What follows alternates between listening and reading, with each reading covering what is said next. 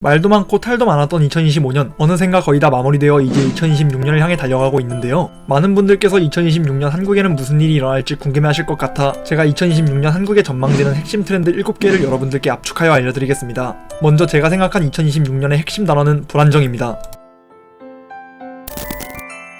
2025년부터 AI의 본격적인 침투가 시작되었습니다. 학생들은 생성형 AI로 과제를 제출하고 직장인들도 문서를 정리하고 아이디어를 도출할 때도 AI의 도움을 받았습니다. 그런데 최근 들어 AI 사용에 대한 추세가 변하기 시작하였는데 2024년에는 AI를 이용하는 가장 큰 이유가 아이디어를 얻기 위해서였다면 2025년에는 AI 사용 목적 1위가 AI와 대화하고 상담하면서 소속감과 안정을 얻기 위함이라고 합니다. 실제로 AI에게 자신의 일상을 공유하고 피드백을 받는 사람이 많아졌는데 연애 조언이나 인간관계 상담을 받기도 하고 진로나 직업에 대한 상담도 AI한테 받고 있습니다. 뿐만 아니라 생성형 AI는 챗GPT를 시작으로 구글의 제미나이, 퍼플렉시티 등 다양한 AI가 등장하면서 용도에 따라 AI를 작동시킬 수도 있는데 초기 AI는 실수가 많고 거짓 정보도 많아 중요한 업무에 활용하는 데에는 큰 제약이 있었지만 지금의 AI는 여러 번의 리서치와 AI 2개 이상의 교차 검증 작업을 통해서 정교하게 업무 효율을 극대화시킬 수 있는 시스템이 되었습니다.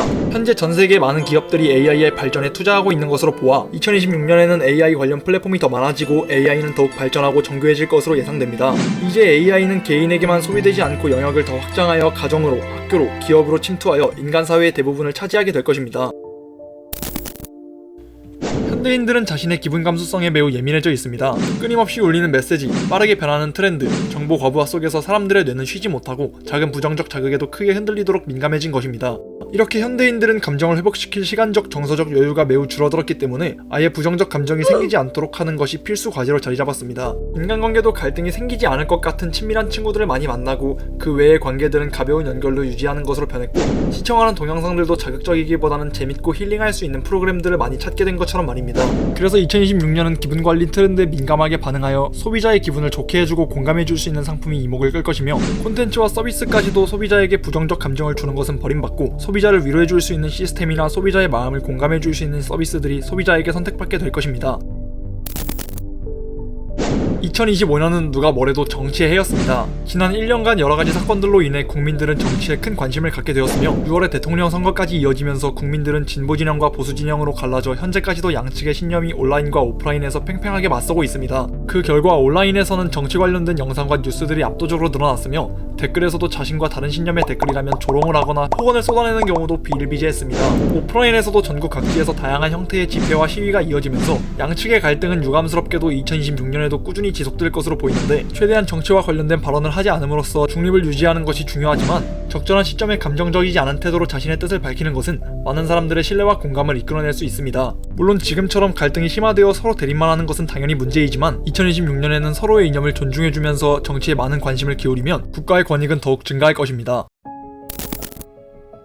2025년에는 경제가 불안정하였습니다. 지난 1년간만 봐도 알 수 있듯이 경제의 기본적인 지표인 환율이 무려 2번이나 1,400원을 넘어 큰 혼란이 찾아오기도 했었습니다. 이 경제 불안정의 여파도 2026년에 지속될 것으로 보이는데 상황이 이렇다 보니 조만간 물가가 폭등하는 건 아닐까? 원화의 가치가 하락하는 건 아닐까? 하는 고민을 계속하게 되고 이제 인플레이션에도 큰 타격 없이 안전하게 자산을 보유할 수 있는 안전자산에 관심을 갖기 시작했습니다. 대표적으로 경제가 불안정할 때 사람들이 찾는 안전자산이 크게 두 개가 있습니다. 첫 번째는 금, 두 번째가 달러인데 금은 전 세계적으로 매물이 한정적이기 때문에 그 가치가 쉽게 하락하지 않다 보니까 사람들이 2025년 하반기에 들어서면서부터 금을 엄청나게 찾기 시작했는데 이제는 사고 싶어도 매물이 없어서 못 사는 경우도 있다고 합니다. 그 다음 살펴볼 건 달러입니다. 달러는 전 세계에서 기본으로 사용되는 기축통화이기 때문에 한 나라의 통화 가치가 흔들려도 달러의 가치는 쉽게 변동되지 않습니다. 그런데 전 세계적으로 경제가 많이 위태롭다 보니까 안전자산으로 생각되었던 금도 달러도 전문가들 사이에서는 안전하지 않을 수도 있다는 평이 많이 나오고 있습니다. 그래서 인플레이션을 앞둔 지금 가장 중요한 부분은 인플레이션 발생 시 어떤 사람이 손해를 가장 크게 보는지 어떤 사람이 가장 이익을 보는지에 대해 연구해두고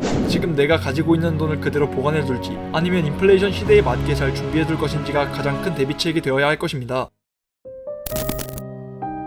이제 사회는 초개인주의 사회로 들어갑니다. 그런데 개인주의는 나온 지 좀 된 키워드인데 왜 이걸 2026년 키워드에 넣냐 좀 의아하신 분들이 있으실 것 같은데 사실 이전부터 개인주의 사회가 시작되긴 했지만 인간이 아무리 개인주의로 바뀌어도 결국에는 사회적 동물이거든요. 그래서 사람은 누군가와 어느 정도의 연대를 해야 편안함을 느낍니다. 그런데 이제는 사람의 빈자리를 메꿔줄 방법이 생겼습니다. AI죠. 아까도 말씀드렸다시피 AI를 사용하는 가장 큰 이유가 소속감과 연결입니다. 실제로 AI는 나에 대해 비판을 하지도 않고 내가 원하는 주제로만 대화할 수 있고 심지어 익명성이 보장되어 있기 때문에 깊은 고민 상담도 가능합니다. 앞으로는 AI가 더욱 발전되어 다양한 방법으로 인간과 접촉할 텐데 그렇게 된다면 사람들은 꽤 많은 시간을 AI에 투자하게 될 거고 어쩌면 사람보다 AI와 더 시간을 보내게 될지도 모르겠습니다. 또한 수많은 플랫폼이 AI를 도입하면서 점점 나라는 사람에 맞춰 알고리즘을 추천하고 있습니다. 동시에 휴대폰과 인터넷 사용량이 증가하면서 내가 좋아하는 것만 보고 싫어하는 것을 보지 않게 되니 생각이 고립되고 다른 가치관을 배울 기회가 사라지게 됩니다.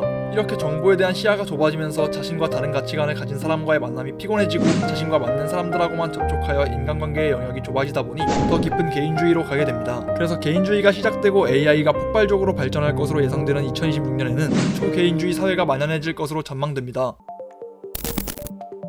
100세 시대로 들어서면서 현대인들은 건강에 큰 관심을 보이기 시작했습니다. 사람의 수명이 길어졌다고는 하지만 건강하게 오래 사는 것과 쇠약한 상태로 오래 사는 것은 천지 차이이기 때문입니다. 그래서 사람들은 건강관리에 많은 시간과 돈을 투자하는데 우선 영상 플랫폼에서도 자세 교정 영상이나 몸을 풀어준 영상이 많아졌는데 사람들의 반응이 뜨겁습니다. 그리고 현재 20, 30대들은 노화 방지에도 큰 관심을 보이는데 이런 심리가 현대사회의 정보력과 연결되면서 MZ세대가 더욱 건강하고 현명하게 돈을 소비하기 시작했습니다. 노화를 막으려면 혈당 스파이크, 즉 혈당이 빠르게 올라가는 현상을 막기 위해 혈당 스파이크의 직격탄인 설탕을 최대한 뺏어 먹으려는 식습관이 생겨나기 시작했습니다. 그래서 제로 음식 및 저당 음식이 선풍적인 인기를 끌고 있고 동시에 건강 관련 식품이 관심을 많이 받고 있는데 카페에서 커피 대신 말차를 주문하여 먹는 일이 흔해졌고 일반 식품을 먹을 때도 저당이거나 단백질 함량을 보고 사는 경우도 많아졌습니다. 그리고 이제 운동을 하는 목적도 다소 변화되었습니다. 몇 년 전까지는 예쁜 몸을 만들기 위한 외적 목표가 강했다면 현재는 자세 교정과 노화 방지, 체력 증진을 위해서 운동하는 사람이 많아졌습니다. 이제는 사람들이 영상, 음식, 운동 등 다양한 분야에서 건강을 찾고 있기 때문에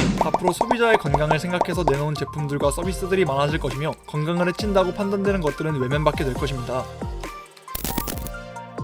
2025년에는 사람들이 자신의 심리 상태에 많은 관심을 보였습니다.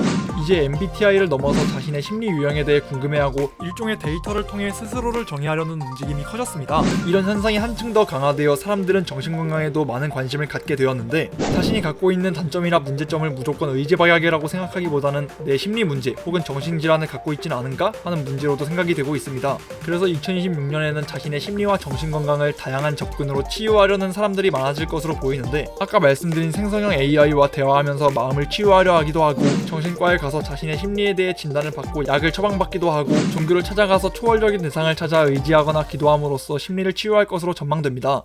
이렇게 2026년을 움직일 7개의 흐름을 알아보았는데 부디 도서관의 기록이 2026년 여러분들께 작은 등불이 되길 바랍니다. 그리고 2026년이 되면 이 영상으로 돌아와 주셔서 정말 제가 말씀드린 대로 되었는지 제가 얼마나 맞췄고 얼마나 틀렸는지 한 번 더 말씀해 주시면 감사하겠습니다. 긴 영상 시청해 주셔서 감사합니다. 지금까지 5차원 도서관의 도서관장이었습니다.